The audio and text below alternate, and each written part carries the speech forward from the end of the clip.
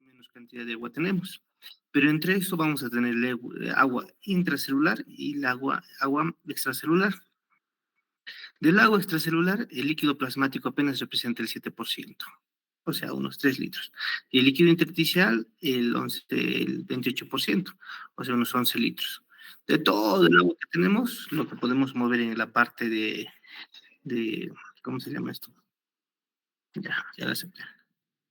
De todo el agua que tenemos, lo que podemos modificar es solamente este líquido plasmático o intravascular, o sea, 3 litros. Entonces, el cuerpo necesita agua y a su vez elimina agua. Agua dependiendo del tipo de edad que tengas.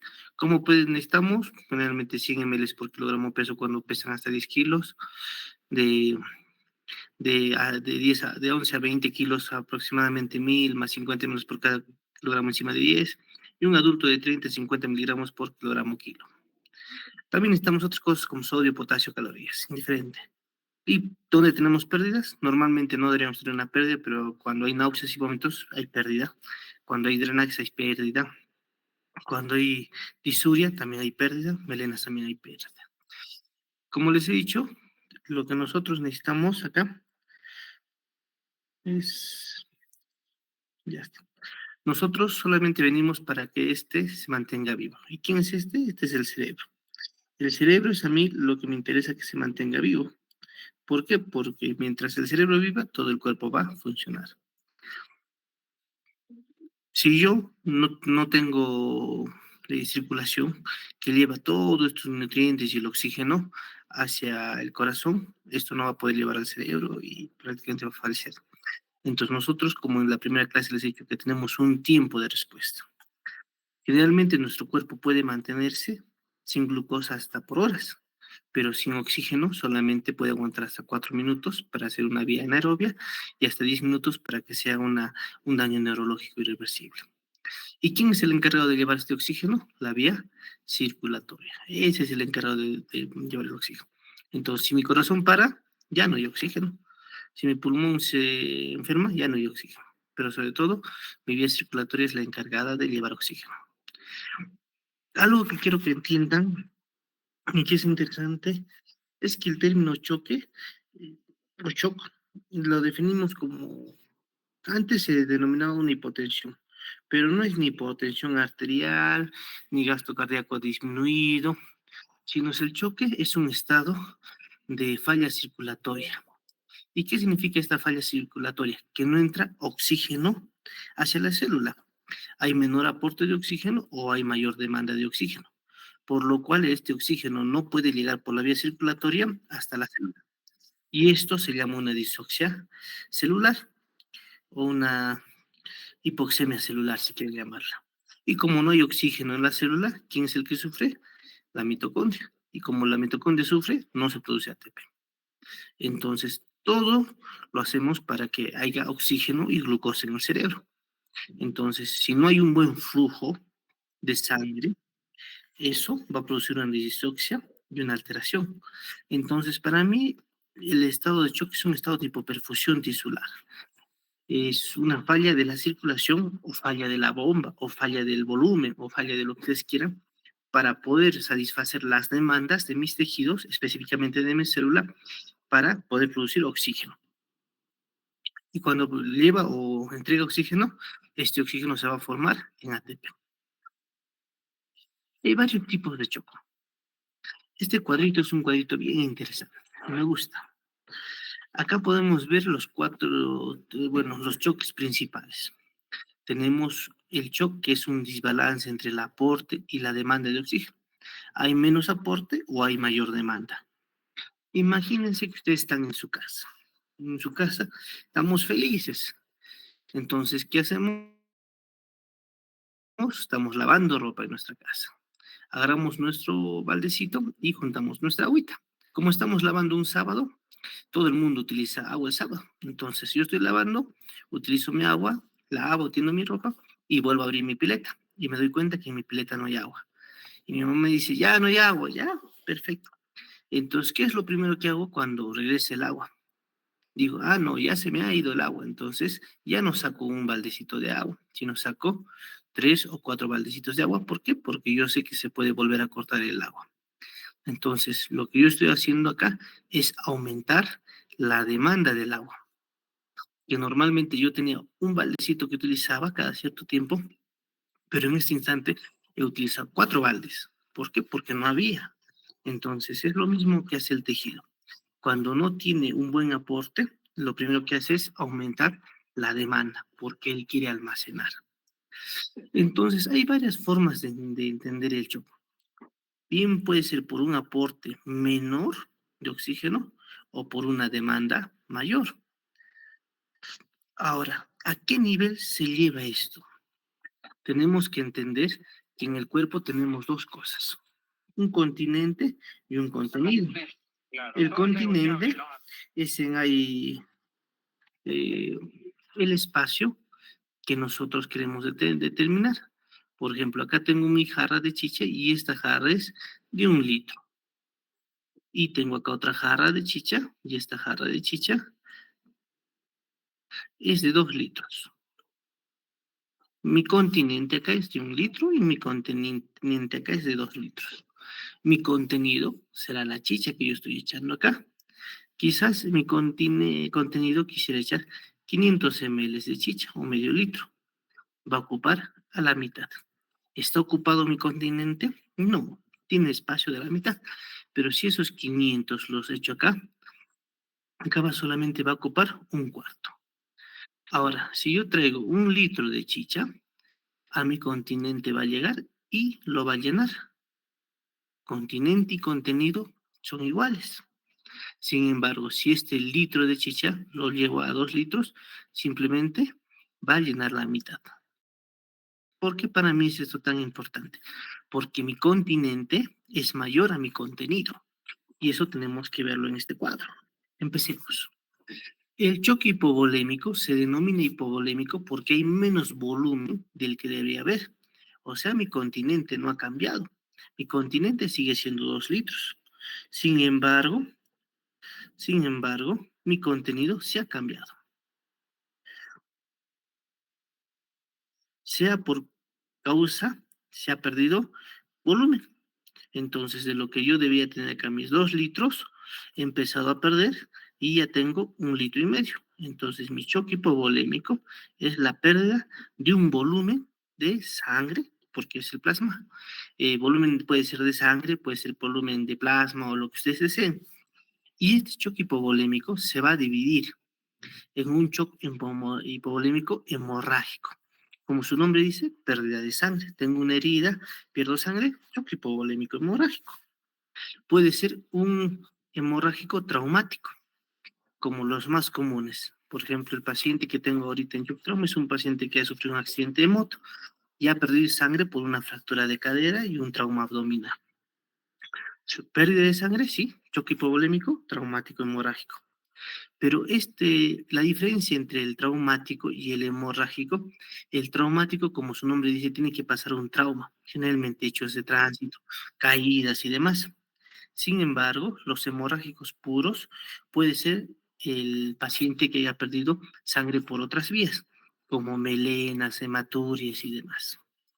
Hay otros que son choque hipovolémicos, pero sin pérdida de sangre, pero son pérdida de líquidos corporales. Y quienes no tienen pérdida de sangre son los grandes quemados. ¿Ya? Los grandes quemados también tienen pérdida de líquido, pero eso es por pérdida de la piel. Otros son los traumáticos hipovolémicos, que generalmente son por pérdida netamente de plasma. Un ejemplo de estos son las escoriaciones múltiples que tienen, o quemaduras y otro que yo que sea. Entonces, en el hipovolémico, su nombre dice, hay pérdida de volumen. El continente no ha cambiado, el contenido se ha perdido. Muy diferente a los shocks distributivos. En el shock distributivo, sea cual fuese ahí la causa, lo que ha cambiado no es tanto el contenido, porque el contenido de sangre o de volumen intravascular, o del líquido que quieran llamarle, va a seguir. Entonces acá, ¿qué es lo que ha cambiado? Acá sigo teniendo mi mi contenido, que digamos es 1 litro o 2 litros, ya, digamos que es 2 litros de sangre. Mi contenido sigue siendo 2 litros, pero mi continente se hace más grande. Esto que normalmente recibía 2 litros, ahora quiere recibir 3 litros. Entonces, todo shock distributivo cambia el continente, o sea, el recipiente que lo va a recibir. Y estos 2 litros de sangre simplemente van a ocupar 2 tercios de este volumen y va a tener un déficit de 1 litro. Y me va a decir, doctor, pero acá, ¿por qué el continente o el espacio o el contenedor de esta sangre, en este caso las venas, ha cambiado o se ha aumentado o se ha agrandado? Fácil, puede ser por liberación de óxido nítrico en una sepsis que produce vasodilatación, puede ser en una respuesta anafiláctica que también produce vasodilatación.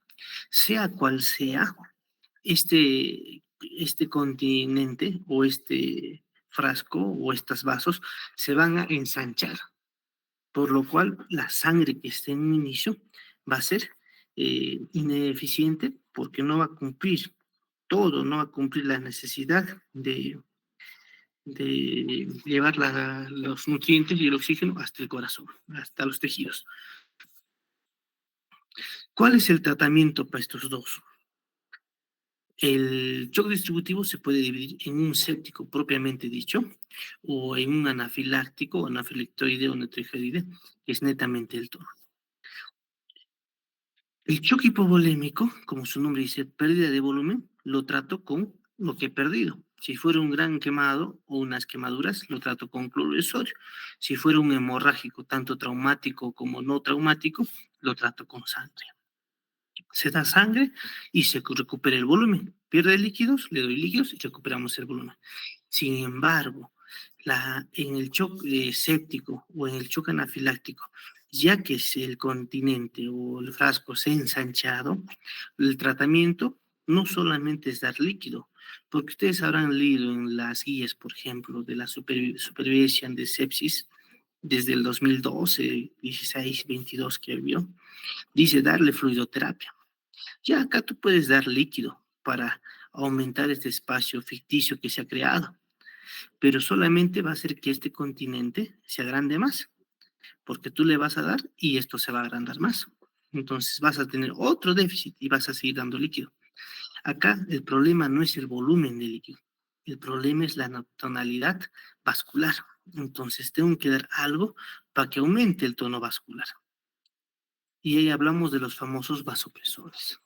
¿Qué son las sustancias vasopresoras? Son sustancias que mejoran el tono vascular, o sea, agarran con este frasco y lo encierran y lo vuelven a su forma original. En eso tenemos la noradrenalina o la vasopresina. La dobutamina o la dopamina no son vasopresores, pueden ser más inotrópicos que vasopresores. Por eso para nosotros en un shock séptico damos fluidoterapia, pero seguimos de un vasopresor que es la noradrenalina. De igual forma, los choques anafilácticos o neurogénicos van a responder a la epinefrina o a la adrenalina, que va a hacer que el tono se mejore, se cierre y se acorde con su contenido. Ahora, les hago una pregunta bien sencilla. Si mi frasco era un frasco de 4 litros y yo lo que hago es poner un vasopresor a este frasco de 4 litros, o sea, mi parte intravascular, y lo vuelvo a su frasco de 2 litros, ¿qué va a pasar con los otros 2 litros excedentes de acá? Estos se van a empezar a chorrear. Y cuando esto se chorrea, nosotros llamamos al espacio intersticial. Pero ¿por qué me interesa que esta agua se chorree o pase el espacio intersticial? Porque clínicamente nosotros catalogamos esto como el edema. Entonces, no se trata de dar a un paciente séptico agua, se trata de dar la capacidad de agua que necesita y acompañarle de un vasopresor. Porque si tú te pasas de darle líquidos a este paciente y después utilizas el vasopresor, lo primero que vas a formar es edemas. Ya está, sencillito, ¿no? Continuamos. Otro que tenemos acá es un momentito. Aló, licenciada, dígame. sí,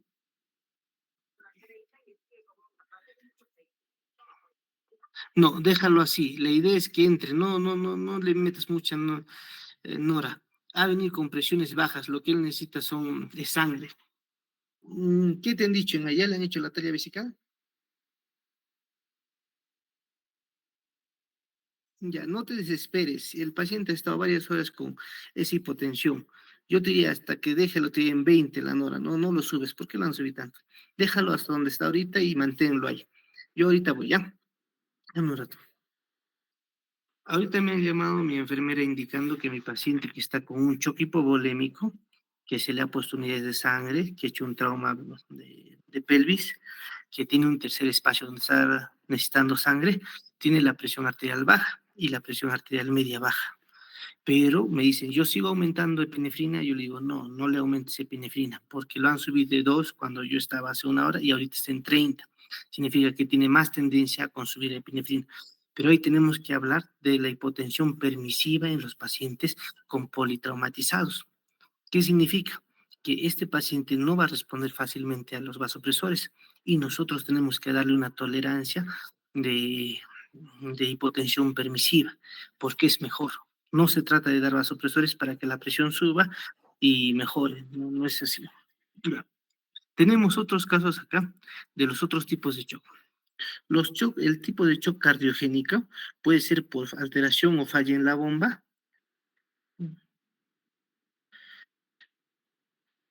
como puede ser una miocardiopatía dilatada, miocardiopatía hipertrófica, puede ser una alteración en la función, que son los taquibradiarritmias, o puede ser una dilatación, que es insuficiencia aguda, como una valvulopatía o alteraciones.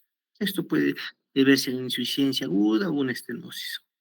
Sea cual fuese, acá estamos hablando de la válvula cardíaca o del corazón, que es una bomba.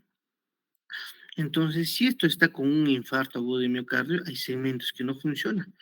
Miocardiopatía, falla en la bomba, disminución del gasto cardíaco y disminución de la presión arterial media. O puede estar alterado en lo que es su frecuencia o su funcionamiento, que es taquibradiarritmias. Un claro ejemplo es la TPCB. El paciente viene con una frecuencia inicial de 70 y después cuando le agarra su TPCB su frecuencia es de 180. La frecuencia cardíaca es tan acelerado que el gasto cardíaco, en vez de aumentar, disminuye. ¿Por qué? Porque no le da tiempo de los llenados de las cavidades cardíacas. Entonces, en este paciente que tiene un shock cardiogénico, tenemos que mejorar ahí la función de la bomba. Y acá sí te voy a aceptar que le coloques eh, mm, inotrópicos, como dobutamina o dopamina. Y si fuera un paciente con falla cardíaca crónica congestiva, lo ideal sería reducir volúmenes para que la elasticidad de este corazón le permita hacer una contracción eficaz. Ya está. Y el otro tipo de shock que tenemos es el shock de tipo obstructivo. Como su nombre dice, hay algo que está obstruyendo el paso o la circulación sanguínea normal, que generalmente es un émbolo, un coágulo. Característica más común que ustedes van a ver en esto es la presencia de que puede haber un coágulo en el ventrículo derecho, que nosotros llamamos tromboembolismo pulmonar, o puede ser un coágulo en la circulación mayor, que es un embolismo arterial. Pero el tromboembolismo pulmonar es más importante que el embolismo arterial. O alteración de la precarga, cuando hay trombos en miembros inferiores. Pero como su nombre dice, son obstrucciones. Doctor, pero también algo puede obstruir lo que es el paso o el flujo de una arteria. Claro que sí, una masa cardíaca que esté obstruyendo esto también nos puede dar, pero es más alejado. Entonces, con esto podemos ver los cuatro shocks más comunes y más fáciles de manejar: hipovolémico, distributivo, obstructivo y cardiogénico. El hipovolémico se va a dividir en hemorrágico, en como hemorragias digestivas altas o bajas, traumático, en politraumatizados, con pérdidas no hemorrágicas, cuando los grandes quemados, y los traumáticos hipovolémicos, cuando hay pérdida de piel o sustancias que sí van a hacer pérdida de volumen. Mientras tanto, el distributivo se va a dividir en la más clásica y más común, que son los sépticos, con la con la vasoplejía por la infección y liberación del óxido nítrico, los anafilácticos, que es generalmente una reacción a algún medicamento, alguna sustancia, un tóxico.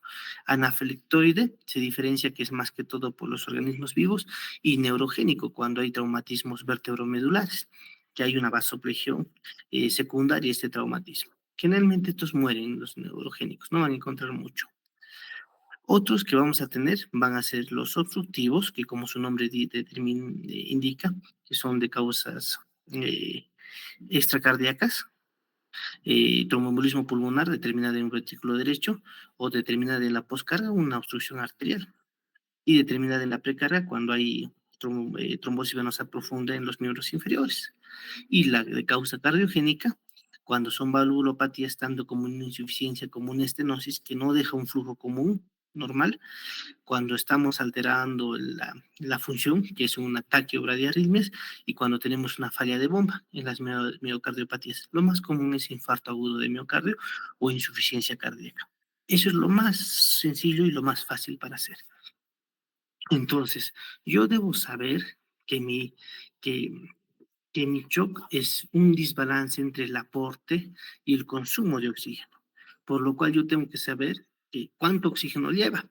Para que yo sepa el contenido arterial del oxígeno, tengo que saber o jugar con la hemoglobina y tengo que jugar con la saturación. Esto no me interesa mucho. El oxígeno disuelto en plasma es mínimo. Lo que a mí me interesa es la hemoglobina y la saturación.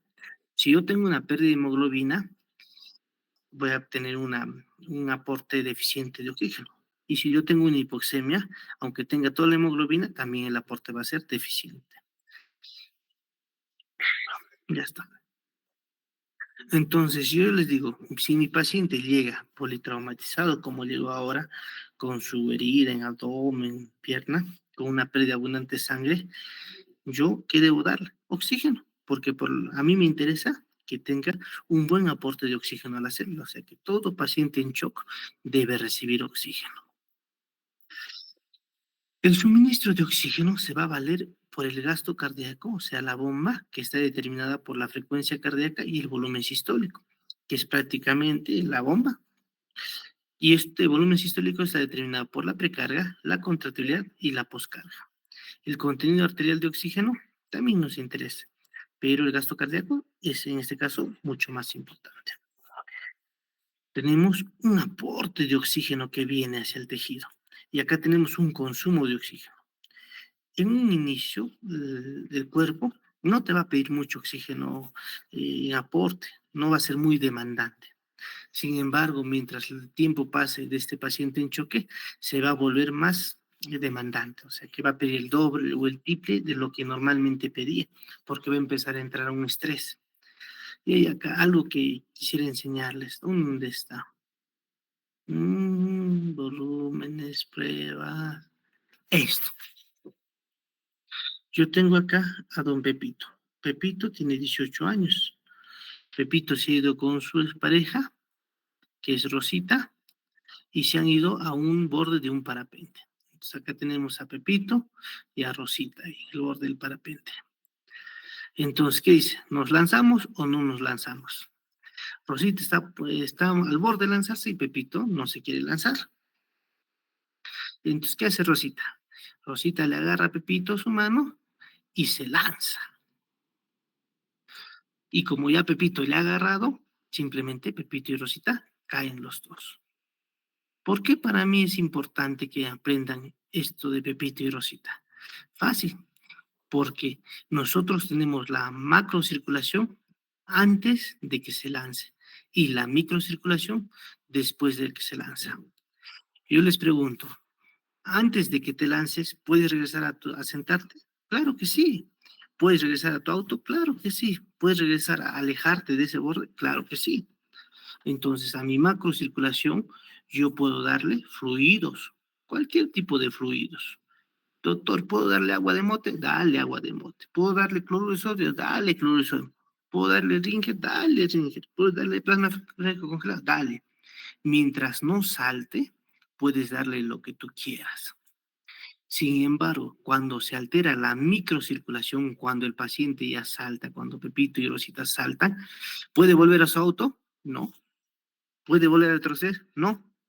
¿Puedes en ahí hacer muchas cosas? No, ya está saltado, se ha fregado, ya no puede regresar. Entonces, cuando se malogra la microcirculación, si yo le doy vasopresores, ¿va a mejorar? No. Si yo le doy fluidos, ¿va a mejorar? No. Si yo le doy agua de mote, ¿va a mejorar? No. Si yo le doy caldito de cordero, ¿va a mejorar? No. Nosotros podemos salvar al paciente mientras tengamos la macrocirculación eh, indemne. ¿Qué significa? Que nosotros podemos ayudar a este paciente manejando toda esta macrocirculación, fluidos, bomba, gasto, tonalidad, presión o lo que ustedes quieran.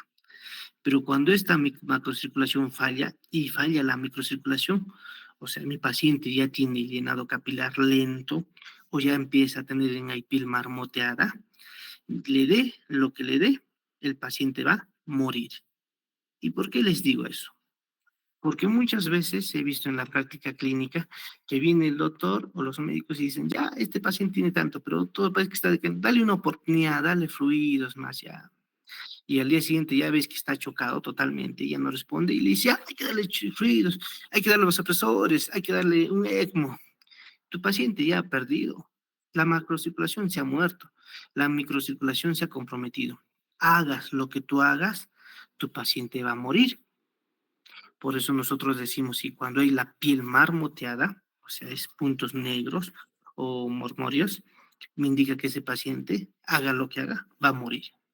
O sea, va a pasar horas hasta que muera. Quizás un día, 2 días, pero hagas lo que hagas, tu paciente va a fallecer. ¿Y cuándo yo puedo actuar? En la macrocirculación. ¿Y qué es la macrocirculación? Fluidos. ¿Qué es la macrocirculación? Bomba. ¿Qué es la macrocirculación? Tonalidad. Entonces, acá tengo que pensar en dos cosas: tiempo de actuar en el corazón, tiempo de actuar en los vasos y tiempo de actuar en los volúmenes o en la atención. O sea, tienes que actuar lo más antes posible para que esta macrocirculación no rompa la microcirculación. Porque si te rompe la microcirculación, tu paciente, hagas lo que hagas o digas lo que digas, igual va a morir. Ahora, qué bonito, dicen, interesante, doctor, pero ¿por qué me importa tanto? Porque por ahí tu paciente es algún familiar, por ahí es tu padre, por ahí es tu hermano, por ahí es tu novia. Entonces, la acción tiene que ser inmediata, porque en el momento que esta microcirculación se rompa, ya simplemente es esperar a que venga la funeraria. Ya, entonces, ¿quién maneja mi macrocirculación? Yo puedo manejar la macrocirculación con el corazón, mejoro la bomba, fluidos, mejoro el continente, contenido, perdón, vasopresores, mejoro el continente, bueno, ya me entiende. O puedo darle otras cosas como un ECMO y demás. Pero ¿quién controla mi microcirculación? Solamente los factores metabólicos, el origen regional, el pH, factores miógenos, control neurohormonal. O sea, acá yo no puedo tocar. No hay algo, no hay un tratamiento que me diga que yo voy a mejorar la microcirculación. Antiguamente se pensaba que la noradrenalina mejoraba la microcirculación. Mentira. La noradrenalina mejora la macrocirculación, no la micro, porque mejora la tonalidad vascular y el paciente tiene su continente se contrae para que se acabara su contenido. Facilito, ¿no? Sí, entonces empezamos a hablar un poquito de cada tipo de shock. Bueno, ustedes ya saben, todo paciente con shock está con hipotensión, no necesariamente. Hay pacientes que no tienen hipotensión, pero sí están en shock. Y todos los pacientes que están hipotensados tienen choque, la gran mayoría sí. Entonces tenemos que diferenciar. Hipotensión es algo clásico, hipoperfusión mucho más importante y lesión de órganos como anuria, perdón, claro, o oliguria son marcados. De la parte clínica, el trastorno del sensorio es una hipoperfusión cerebral. Una oliguria es por la hipoperfusión renal. El taquicardia es por la disminución de volumen y demás. Y la acidosis o elevación del lactato en la gasometría también es por una hipoperfusión tisular porque están llenos de una vía anaerobia. Ya está. La clínica generalmente es aumento distancia o aumento del llenado capilar, o sea, es más lento, trastorno de la conciencia, oliguria y taquipnea o taquicardia. Sencillo. En la parte hemodinámica siempre van a encontrar estas dos cosas, hipotensión y taquicardia. Más que todo el índice de choque se ha hecho para lo que es la parte traumática, o sea, un shock hemorrágico o un shock hemorrágico traumático. ¿Por qué? Porque hay pacientes que no tenían lesión previa, tenían un buen gasto cardíaco y por una injuria externa han tenido una alteración y esta alteración ha producido que haya una respuesta aguda. Entonces, ¿qué es el índice de choque? Es la relación entre la frecuencia cardíaca y la presión arterial sistólica. Si mi frecuencia cardíaca es, digamos, 70 en un paciente sano y mi presión arterial sistólica es 110 en un paciente sano, el índice de choque es menos de 5, obviamente. Pero si mi paciente ha sufrido un accidente y mi frecuencia cardíaca es 115 y mi presión arterial sistólica está en 86, ¿qué me dice esto? Que va a ser mayor a 1.5, o sea que mi mortalidad va a ser mucho mayor. Doctor, yo he leído índices de choques, no hablan de la frecuencia de la presión arterial sistólica, hablan de la presión arterial diastólica media. Sí, claro que sí, existe. Y otros me hablan de la presión arterial sistólica más la frecuencia respiratoria, sobre todo en pacientes que tienen trauma torácico. Y esto lo podemos dividir entre... ¿Existe? Claro que sí existe. Pero todos son lo mismo, es la misma chola con diferente pollera. Uno quizás lo hará más bonito, pero todos refieren que la mortalidad mientras el índice o el valor aumenta va a ser mayor. No es nada malo, ¿sabes? Entonces acá tenemos nuestra clasificación de shock. El más común es el shock séptico o distributivo. ¿Por qué? Porque el contenido no ha cambiado o quizás este paciente se ha deshidratado y sí ha cambiado un poco, pero el continente, o sea, el contenedor, en vez de ser delgado, se ha ensanchado, por lo cual hay una alteración del flujo de sangre que lleva obviamente oxígeno y glucosa hacia los tejidos y no va a poder cumplir su deber. Entonces, ese es el más común como shock distributivo o shock séptico. Doctor, ¿pero por qué es común? Fácil, porque la mayoría de nosotros nos enfermamos. Nos da una neumonía, una diarrea o una infección urinaria y no lo tratamos o lo tratamos mal o lo dejamos para después. Y esto poco a poco llega a la sangre y esta bacteria hace un proceso inflamatorio localizado y produce una sepsis. El siguiente shock que es común es el shock hipovolémico de carácter hemorrágico, porque siempre hay accidentes de tránsito y accidentes de moto. El otro que sigue es el shock cardiogénico. ¿Por qué? Porque aunque no lo crean, sí tenemos infartos en pulmón. Y finalmente el shock obstructivo, que generalmente tiene que tener una serie de requisitos. Tiene que tener una enfermedad como diabetes, hipertensión y sobre todo neoplasias. Uno. Dos, tiene que ser pacientes con comorbilidades, diabético, hipertenso y demás. Pero sigue empezando y aumenta también en frecuencia. Doctor, hay varios valores que varían de acuerdo al tipo de shock, sí, pero no son absolutos, porque los pacientes jóvenes van a tolerar mejor un shock que un paciente anciano. Un niño puede estar chocado 4 o 5 horas y su frecuencia cardíaca estar elevado, pero la presión arterial media manteniéndose.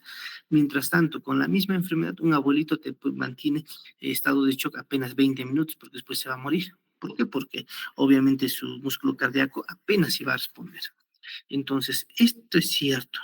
De acuerdo al tipo de shock, podemos ver que hay variaciones en la presión arterial media, en el gasto cardíaco, en la resistencia vascular sistémica, entre el delivery o entrega de oxígeno, en la presión arterial, presión venosa central, pero no es algo, no es una regla eh, rígida, es una regla flexible.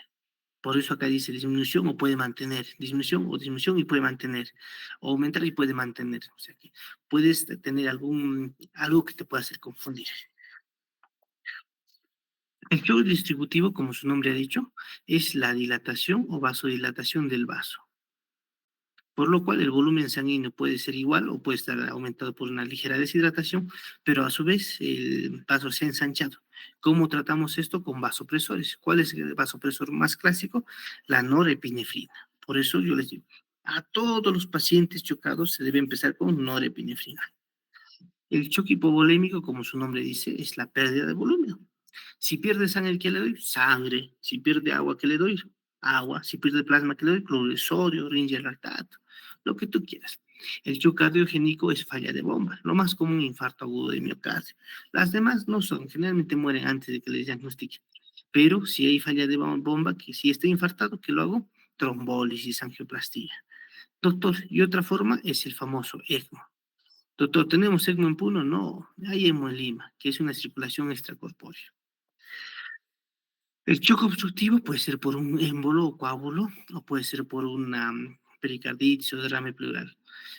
Y en pacientes politraumatizados también puede haber un derrame o taponamiento pericárdico, pero esto es en ahí muy escaso. Entonces, ¿cómo yo debo manejar un shock a grandes rasgos? Debo mantener una buena presión arterial media, debo mantener un buen gasto cardíaco para asegurar que mi oferta y mi demanda es ideal. Ya les he dicho, si tu paciente en un inicio de tu shock no tenía mucha demanda, déjalo pasar 2 horas y vas a ver cómo la demanda metabólica va a ser mucho mayor. ¿Por qué? Porque como nosotros, apenas se acaba el agua, regresa el agua, ¿qué hacemos? Almacenamos agua. No sé por qué lo hacemos, pero la gran mayoría lo almacena. De igual forma, el cuerpo empieza a almacenar algo que le ha venido con déficit. O sea que la demanda va a ser mayor. Aunque tu oferta se haya regularizado, el cuerpo va a seguir demandándote más oxígeno y más nutrientes o más flujo. Nos aseguramos también en el choque que los volúmenes estén adecuados. Si hay pérdidas sanguíneas, le damos sangre. Si hay pérdidas en aire de plasma, le damos plasma, cloruro de sodio, ringe lactato, lo que ustedes quieran. Todo tu shock va a responder bien en un inicio a fluidos, indiferentemente del que sea. Doctor, pero el shock obstructivo no y el shock cardiogénico no. Sí, es cierto. Ellos en un inicio, en unos primeros minutos, responden bien a las fluidos, pero después ya no. Los que te van a responder idealmente a un fluido es el shock hipovolémico, porque ha perdido volumen y tú estás reponiendo volumen. El shock distributivo, como la sepsis por una vasoplejía, te va a responder en un inicio. ¿Por qué? Porque hay una deshidratación. Sin embargo, con el pasar de las horas, no se va a regularizar. Dígame. Sí, dígame.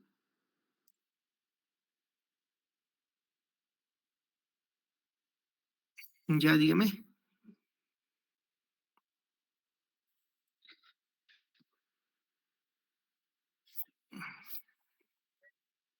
Ahorita estoy ocupado. ¿Me podría llamar de acá a una hora, por favor? Listo. Ya, gracias. Por eso les digo que todo shock va a responder a fluidos. Idealmente, el shock hipovolémico y regularmente el shock en ahí distributivo. Ahora, doctor, ¿cómo sabemos si mi shock va a responder a fluidos o no? Se hace la prueba de tolerancia a líquidos. Lo levantas los pies y le das un 10% de su carga de su propia sangre.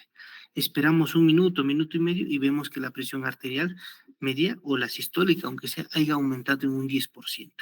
Si mi paciente ha aumentado su presión arterial, significa que me va a responder a fluidos. Pero ojo, esta respuesta a fluidos puede ser bien una respuesta a líquidos, como son los choques hipovolémicos de parte quemaduras o sangre, si es un hipovolémico hemorragia puro, pero cuando es un shock distributivo, me va a responder en un inicio a fluidos, pero después de pasar de 2 a 3 litros, voy a hacer de nuevo esta prueba y mi paciente no va a responder a fluidos. O sea que es un indicativo que tú empieces con un vasopresor. ¿Sí? ¿Estamos bien? Facilito, ¿no? Entonces tenemos que hacer es hacer lo mismo. Ya está. Continuemos. Entonces tengo que ver mi respuesta cardíaca fisiológica o patológica. ¿Qué significa? Que mi bomba está enferma o está sano. Si mi bomba está sana, yo le voy a aumentar el volumen de precardia y él me va a aumentar el gasto cardíaco. Esto en todos los pacientes, fenómeno de Frank-Starling. Pero si mi corazón está enfermo, yo le aumento volumen a este corazón y mi corazón se va a empezar a hinchar y mi gasto cardíaco va a disminuir. Frank Starling patológico. ¿Cuál causa es esto? En pacientes con falla cardíaca, en pacientes con infarto agudo o secuela de alguna lesión cardíaca. ¿Estamos bien esto?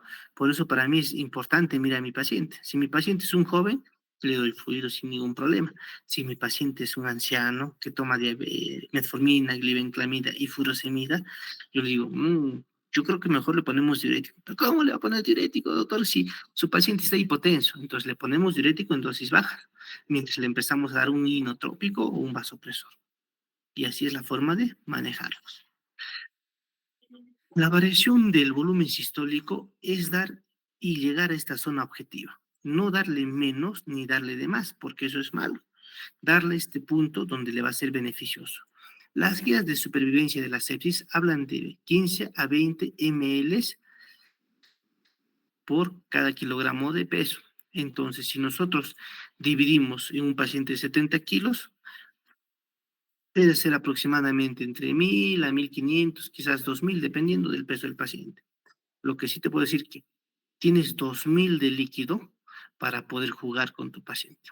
Puedes ponerle 2 litros, generalmente en 24 horas, ojo, sin que te haga problema. Pero si tu paciente necesita más fluidos, como un choque hipovolémico o distributivo, puedes aumentar.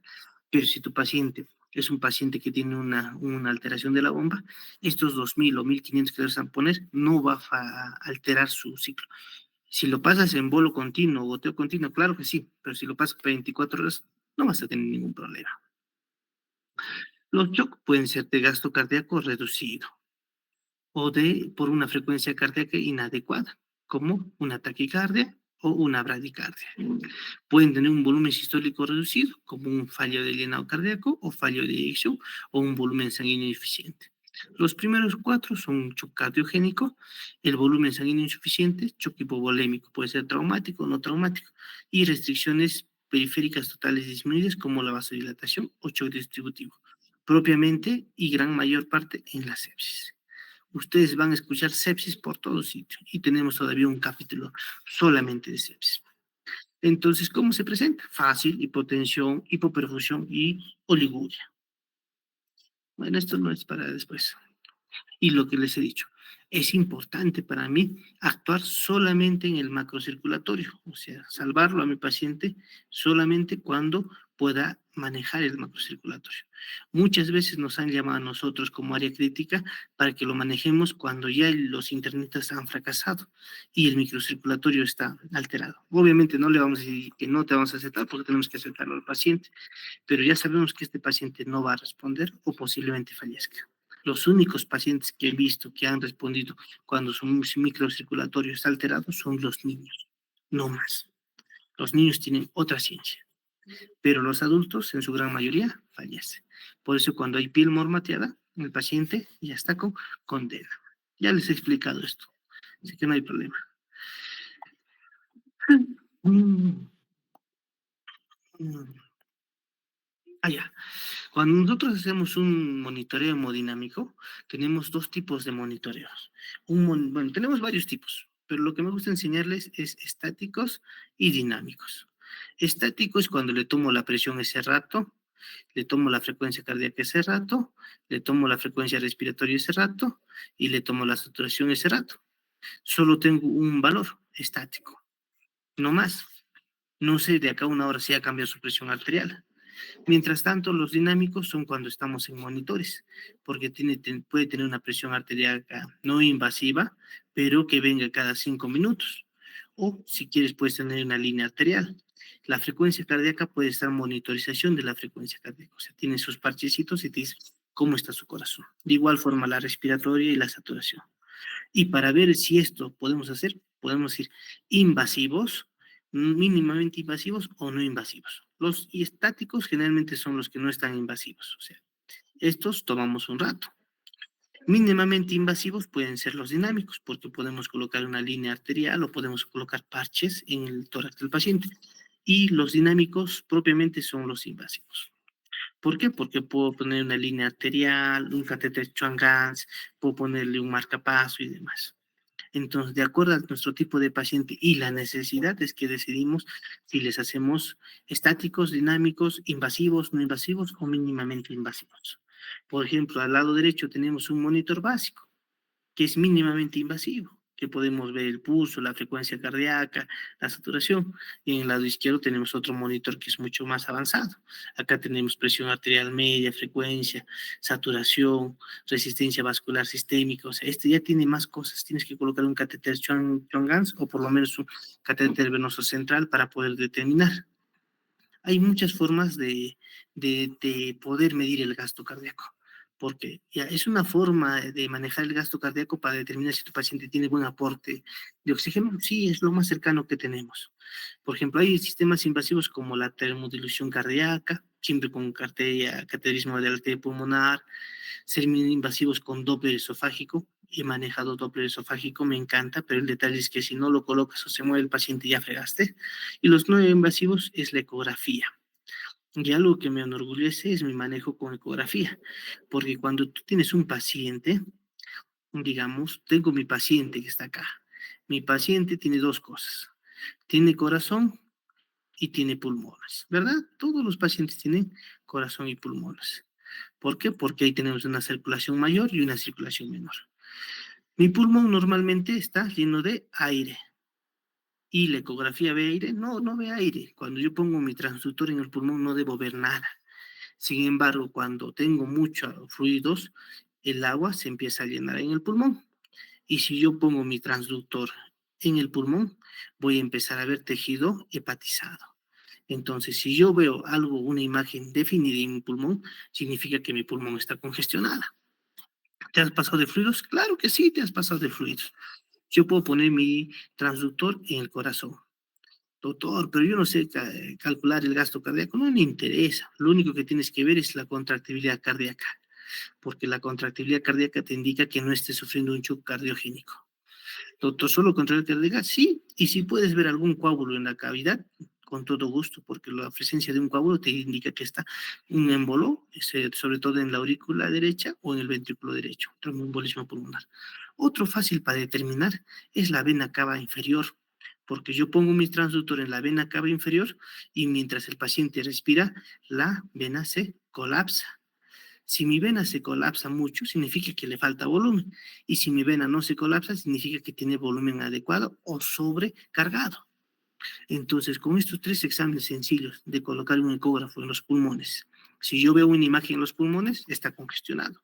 De colocar el ecógrafo en el corazón, si yo veo que hay mala contractibilidad, está infartado. Si yo veo que hay un coágulo en el ventrículo derecho, es un tromboembolismo pulmonar. Y colocar mi ecógrafo en la vena cava superior para ver la colapsabilidad de la vena cava superior me indica mi manejo de fluidos. Y es dinámico. ¿Por qué? Porque primero no lo invado y yo puedo echarle a chorro hasta que yo determine que está correcto. Lo que normalmente hacemos en unidades críticas es echarle retos de 100 o 200 hasta ver que la vena cava inferior no colapse y dejarle con un límite de 30 gotitas o 50 o 40 cc hora, que es lo más básico de un paciente para manejar los fluidos.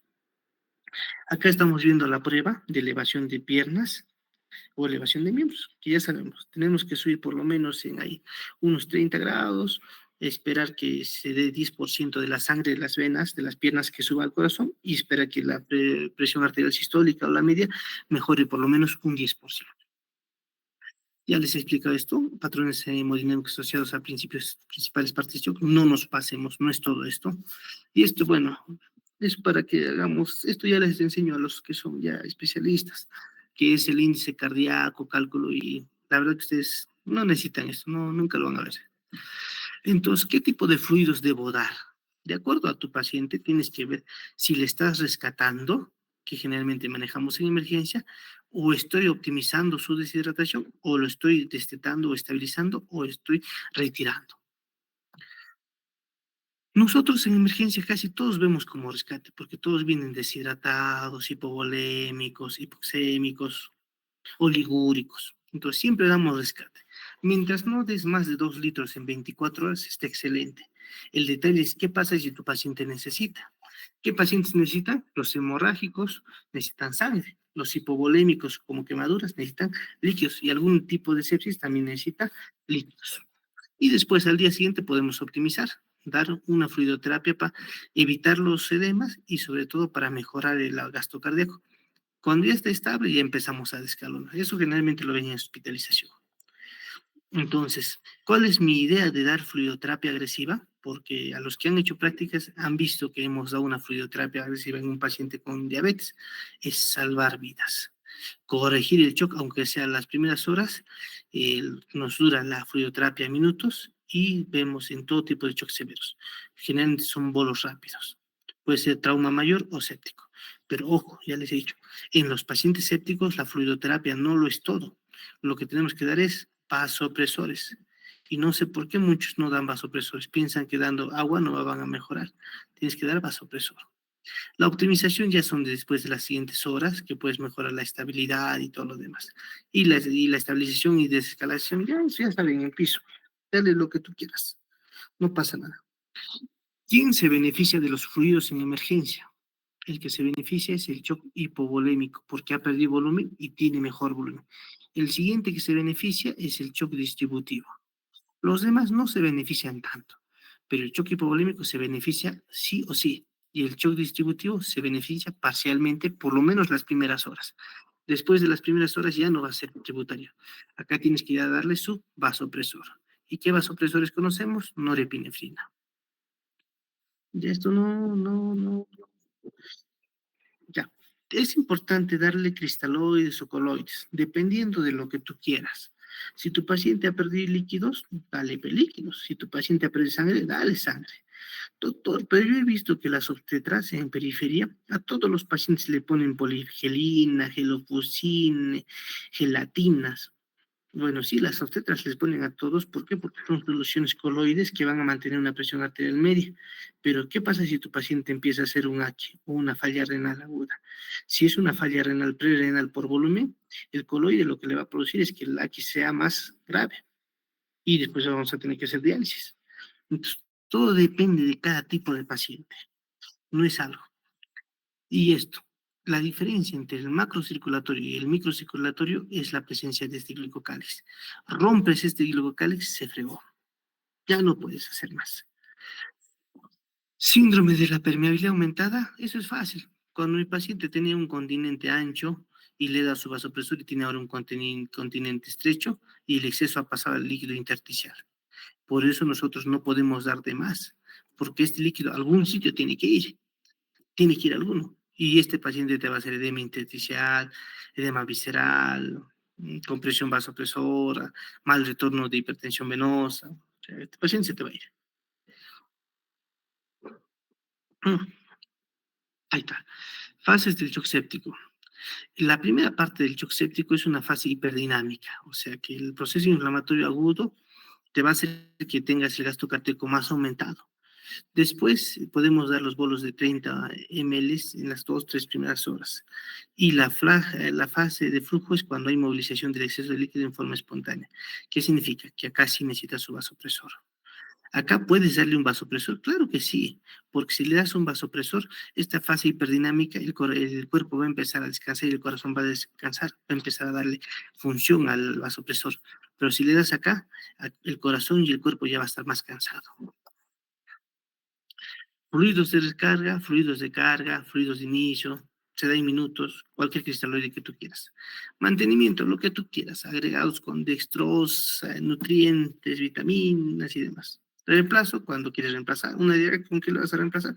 Con solución polielectrolítica, nunca con una dextrosa con agregados. Nutricionales, si tu paciente no come, dale pues nutricionales, dale almidones, dale dextrosa, dale lípidos, dale aminoácidos y demás. Para eso nosotros tenemos que saber combinar los fluidos, dependiente de la necesidad de nuestros pacientes. Lo más fácil que van a aprender a manejar y lo que van a ver todo el tiempo es el uso de cloruro de sodio.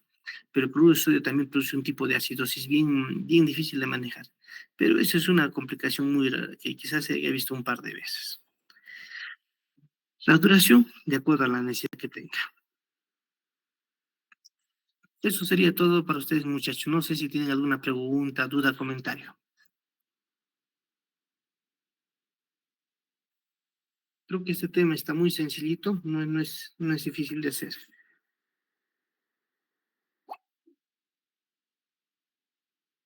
¿Alguna pregunta, duda, comentario, muchachos? Ya se han dormido casi todos. Nada. Les voy a dar ahí, a la siguiente semana me hacen recordar para darle los textos o la bibliografía para que ustedes puedan leer, ¿ya? Quizás a veces leyendo van a entender un poquito más y después van a repasar de nuevo o me van a preguntar algo y ahí se les va a quedar.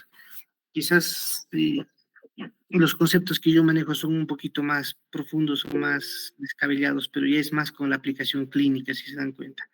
Yo soy un médico asistencial que aplica lo que estudia, lo que revisa. Así que van a encontrar siempre alguna diferencia con lo que hacemos, ¿ya? Listo, muchachos, un gusto en saludarles, espero que les vaya bien. La siguiente semana ya coordino con su delegado para poder hacer las clases. Si no hay más preguntas, voy a continuar con ese paciente de trauma de pelvis, el de choque hipovolémico. Muchas gracias, hasta luego. Gracias, doctor. Hasta luego, doctor. Gracias, Gracias, doctor. doctor.